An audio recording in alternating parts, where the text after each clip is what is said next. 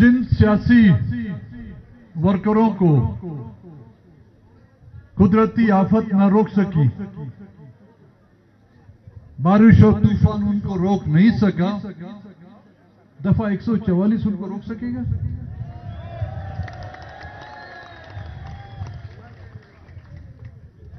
बलोचिस्तान से ताल्लुक रखने वाले वो तमाम सियासी कारकुनान खराज तहसीन के हकदार हैं, जिन्होंने सख्त तरीन मार्शल लॉ का मुकाबला किया।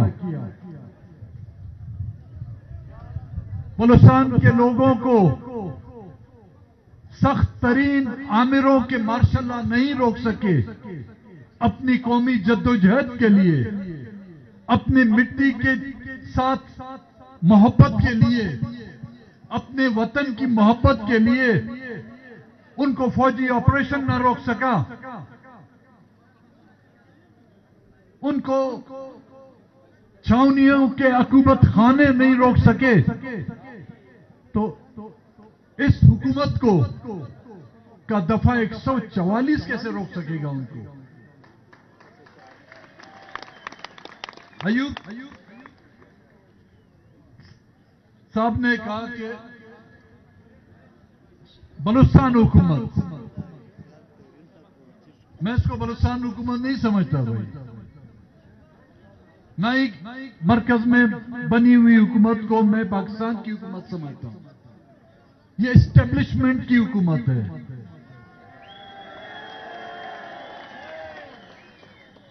ये फॉर्म 47 की हुकूमत है। ये एक नाम नेहाद इलेक्शन कमीशन की हुकूमत है, जिसको 8 फरवरी को मैंडेट चोरी करके आप एक मुर्गी चोर को तो गिरफ्तार कर सकते हैं, आप एक बकरी चोर को तो गिरफ्तार कर सकते हैं, आप एक मोटरसाइकिल और मोबाइल चोर को तो गिरफ्तार कर सकते हैं। खुदा के बंदे, उन्होंने मुल्क की अवाम का मैंडेट चोरी किया। मतलब किसी को उसकी हक की राय दही का जो इख्तियार दिया गया था वो चोरी किया गया है। किसने चोरी किया भाई? खान साहब, महमूद खान साहब, 1-2 FIR कटो।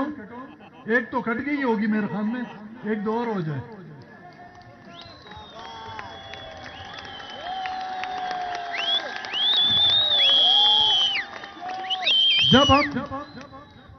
जब हम बात करते हैं एस्टेब्लिशमेंट, तो कहते हैं ये गद्दार हैं। चलो भाई, हम आपका नाम नहीं ले रहे।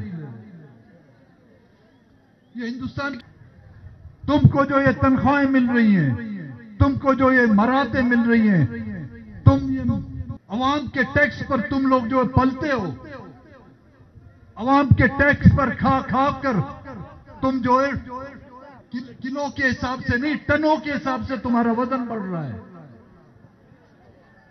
क्या इसी खातिर तुमको ये तनख्वाहें दी जाती हैं कि तुम अवाम के मैंडेट को चुरा कर और उसको उन लोगों को दे दो जिनको उसके घर वाले भी वोट नहीं देते। बलूचिस्तान में ऐसे लोग कामयाब कराए गए हैं जिनको उनके मोहल्ले के लोग पहचानते भी नहीं हैं, जिनको उनके घर वाले भी वोट नहीं देना पसंद करते, वो आज आकर हम पर हुक्मरानी कर रहे हैं। यहां पर इस मुल्क में जो खुशहाल तबका है, ये वो एस्टेब्लिशमेंट है जिसके 7 पुश्तें जो हैं आबाद हो चुकी हैं इस मुल्क के लोगों के टैक्स के पैसे खा खा कर। लेकिन इस मुल्क में की आवाम आज भी बदहाल, बेरोजगार, एक वक्त की रोटी के लिए मोहताज है। यहां पर जब हम बात करते थे कि जी हमारे लोग उठाए जा रहे हैं। मिसिंग पर्सन्स की जब हम बात करते थे, लोगों को हमारी बात का यकीन नहीं आता था कि कैसे लोग मिसिंग होते हैं, किस तरह लोगों को उठाया जाता है। हम जब असेंबलियों में ये तस्करा करते थे, इसका जिक्र करते थे, लोग हम पर तंज करते थे। आज यही सूरत हाल जिसकी इब्तिदा बलूचिस्तान से हुई थी, हम उस वक्त भी कह रहे थे कि खुदारा इसको रोको, हमारे बच्चों को जो उठाया जा रहा है इसको रोको। किसी ने हमारी बात नहीं सुनी। आज मुल्क के कोने कोने में आप लोगों को जो है मिसिंग पर्सन की सदाएं सुनाई देती हैं। ईद के पुरमसरत मौके पर लोग ईद की खुशियां मनाते हैं। औरतें बच्चे ईद की खरीदारियां करते हैं, जश्न मनाते हैं लोग ईद की खुशियां में।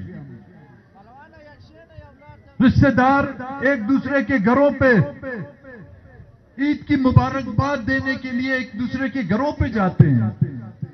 बदबख्त हम कौम हैं जो हमारी माएं बहनें ईद के खुशी के दिन भी सड़कों पर अपने प्यारों को ढूंढ रही हैं। बदबख्त हम कौम हैं जो ईद के जब कुर्बानी की ईद होती है, लोग दुम्बे काटते हैं, दो बकरे काटते हैं, लोग गाय और ऊंट काटते हैं, ज़िबा करते हैं। हम अपने प्यारों के जनाजे उस दिन ईद के दिन उठाते हैं।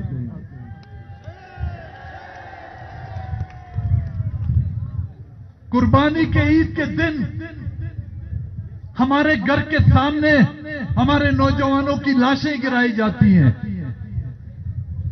और फिर भी हमसे तवक्को करते हैं कि हम खामोश रहें। एक जानवर, एक बेज़बान जानवर के सामने आप उसके बच्चे को मारें या उसको ज़िबा करें, उसका बस नहीं चलता, वो चीखेगा तो जरूर। खुदा के बंदो, जानवर में और हम में तो फर्क तो करो। जब हमारे सामने हमारे बच्चों को ज़बा करोगे, 10-10 साल एक मां रोते रोते उसकी आंख की बीनाई खत्म हो जाती है अपने बच्चे को देखने के लिए। वो बिस्तर मर्ग पर भी उसकी आखिरी ख्वाहिश ये होती है कि उसका बेटा उसके सामने, उसकी नजरों के सामने आए।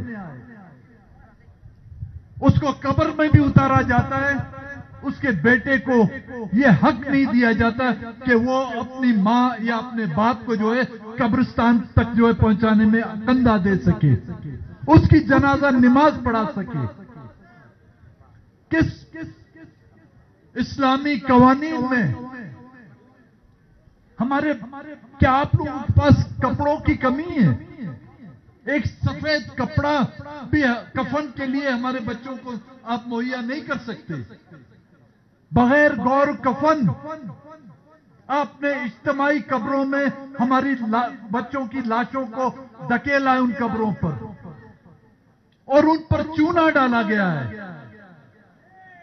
कि वो लाशें मसख हों, उनके चेहरे मसख हों और उनके रिश्तेदार उनको पहचान न सकें। इस जुल्म और ज्यादतियों के बावजूद भी हम चाहते हैं कि यहां पर कानून की बालादस्ती हो, यहां पर आईन की हुक्मरानी हो, यहां पर जमहूरियत पले। लेकिन उस जमहूरियत की बहाली के लिए भी दफा 144, जब यहां पर इलेक्शन होता है तो भी दफा 144, जब यहां कोई अपने हुकूक के लिए एहतजाज करते हैं तो भी दफा 144। हम न किसी के दफा 144 को कबूल करते हैं, न ही किसी इलेक्शन कमीशन के फॉर्म 47 के से मुंतखब शुदा उन हुकूमतों को हम कबूल करते हैं।